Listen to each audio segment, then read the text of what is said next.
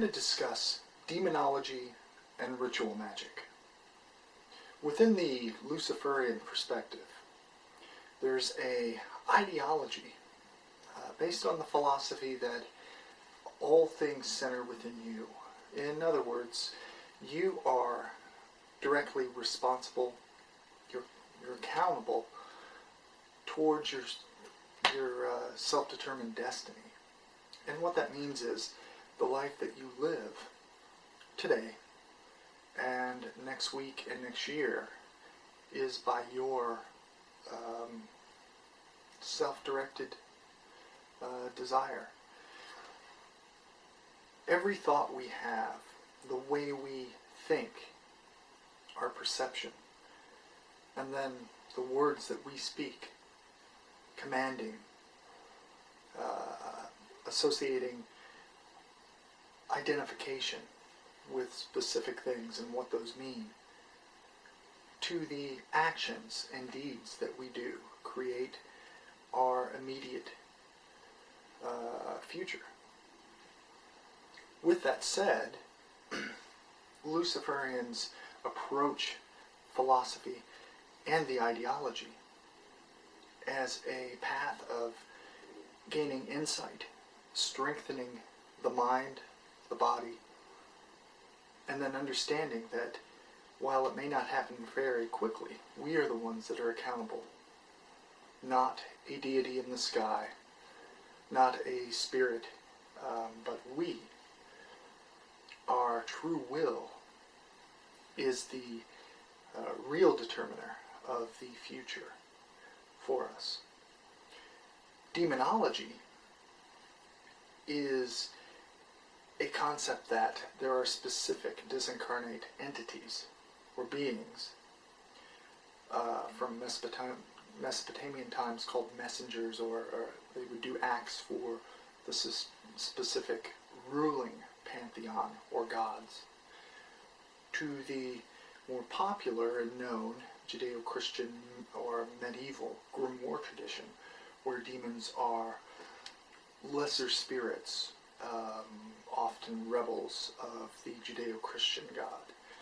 Luciferians may identify with specific demons as symbols of what we call deific masks. Deific masks are specific types of energy, and all represent power and nature within ourselves and an occurrence that might not be in line with a ruling cosmology or a god of the pantheon.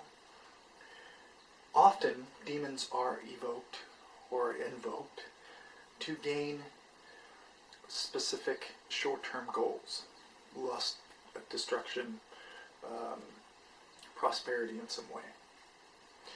But so many occultists make the mistake of, I'm going to take the Goetia or another work, evoke a spirit, not knowing that the actions behind it are going to make perhaps a short-term goal come true into flesh, but also completely fail the second time around. The reason for this is how you think, the ideology, how you approach it. In Luciferianism, demons are on a first level, on a foundation level, symbolic archetypes of specific types of energy or occurrences in nature in relation to humanity. There are many who have a spiritual approach to where they perceive them as disincarnate intelligences. As a Luciferian with extensive experience in all types of magic, it's not for me to define to another what to believe. You have to approach it the way that it works for you. But the caution is that demonology, never allow yourself to be devoted as in a worshiper of any specific demons, deities, or otherwise. The reason for that is you will be giving away your will and your power to determine your future by placing it in the hands of an energy that most often will bring you little result. The results are gained from you tapping into that, compelling and directing that energy or spirit towards your short and long-term goals. Sorcery usually is short-term. For a Luciferian entering the practice of Luciferianism, it's important to know that summoning demons and sorcery, in that sense, is not the practice of Luciferianism. Luciferianism is an ideology and a way of thinking and acting in your reality towards the attainment, insight, and power to shape your life according to your desire, without guilt, without any of those things that come with it. The morality centering around Luciferianism is that we are selfish inherently, all human living beings.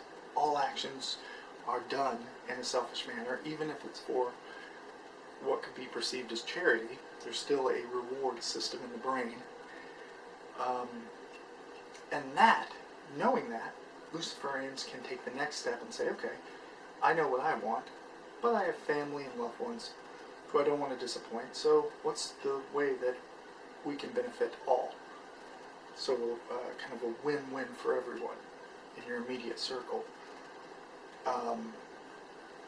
With that in mind, if one begins to summon a specific demon, the structure outlined in Adversarial Light, Dragon of the Two Flames, etc., will offer you gateways to that specific type of power.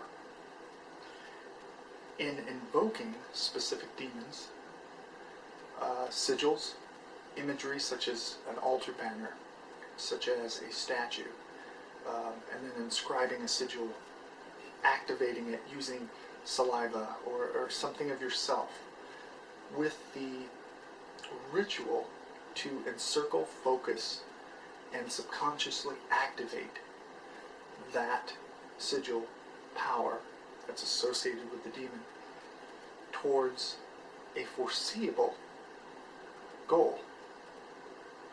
Offering incense, pouring libation in honor of the spirit. That's how you sacrifice and honor demons or spirits. It's not hurting something else. It's not worshiping it. As a Christian, we worship Yahweh. It's all focused in honoring the symbol and the representation of that demon or spirit power as a part of yourself. When you succeed, that specific demon power succeeds. I call them deific masks. And gaining insight from what they represent in the process is equally important. Sorcery is the act of encircling what we call will, desire, belief. And it's a process which involves conscious decisions, knowing your subconscious, your instinctual desires, and being able to guide, shape, and direct them. This is the essence of Luciferian practice. Without those ideological and philosophical ideas and way of living in place, it's not Luciferianism.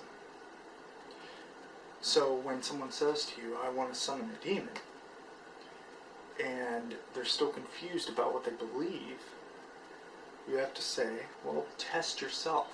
Listen to your instincts. And then have the courage and the belief and the desire to achieve it. When you do that, and you use your imagination, you can accomplish so many things within your potential. But understand that in Luciferianism and the practice of demonology, there's a process towards the goals, and it has to work within the natural occurrence and time of the physical world. That's why Belial is called the Lord of the Earth, because you must observe the laws of nature, and in pouring your energy towards your goals, understand that it will accelerate that desire towards manifesting. But it often takes a period of time to do so. That is the key within Luciferianism, to evoking demons with purpose, intent, and then experiencing and seeing the results.